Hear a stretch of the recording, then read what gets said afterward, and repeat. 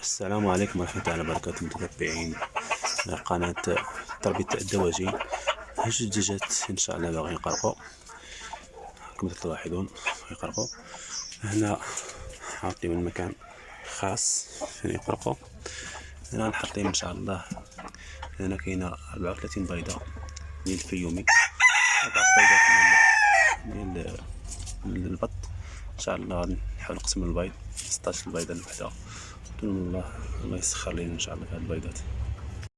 انتم الاخوان الكرام المشاهدين الاعزاء، انا وضعت 16 بيضه ديال الفيومي، 2 بيضات ديال البط، وهنا كذلك 16 بيضه، 2 بيضات ديال الفيوم، 2 بيضات ديال البط. البط ديال الدجاج الفيومي كما تعلمون هو صغير الحجم. شوف كثرت لنا 16 وهنا درت 16. دابا غادي ناخد الدجاج نحطهم هنا في المكان ديالهم هنايا باش يخرفوا على البيض، ونجيب لكم الماكله نحطها نتايا كذلك هنايا نسقيها لكم الماكله. الله يسخرهم.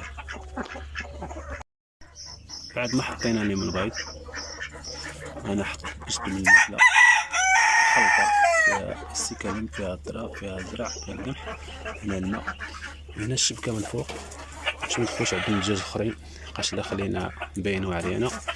اكيد الدجاج اللي تبيض يبغي يدخل عندهم يبيض حتى هو غادي يخسر من البيض.